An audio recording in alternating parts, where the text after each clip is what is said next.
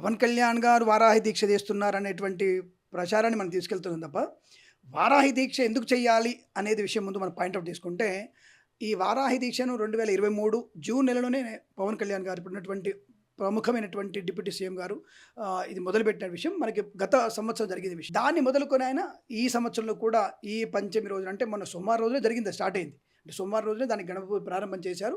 మంగళవారం నుంచి అంటే నిన్నటి నుంచి అది ప్రారంభమై 9 రోజులు కంటిన్యూగా కఠినమైనటువంటి దీక్షలో ఉంటారు వారు. అంటే ఇప్పుడు మాకు అక్కడ తెలిసినటువంటి ఋత్వికులు ఉన్నారు. అక్కడ ఋత్వికులు మా వాళ్ళు కాబట్టి వాళ్ళ సంకల్పం ఏంటి అని మేము అడిగినప్పుడు లోక కళ్యాణం కొరకు ఈ యొక్క దీక్ష అప్పుడు ప్రారంభం చేశారు. ఇప్పుడు ఈ 9 రోజులు సుభిక్షితమైనటువంటి ఆంధ్రప్రదేశ్ వృద్ధి కొరకు ముఖ్యంగా పెట్టుకున్నారు. తదుపరి 2 తెలుగు రాష్ట్రాలు కూడా అనుకూలవంతమైనటువంటి ఆనందాలతో సుఖ సంతోషం ఉండాలని కోరుకున్నటువంటిగా సంకల్పం చెప్పారు. తదుపరి భారతదేశం మొత్తం కూడా సుసంపన్నమయ్యేట్టుగా తను సంకల్పం చెప్పినట్టుగా మాకు తెలిసింది.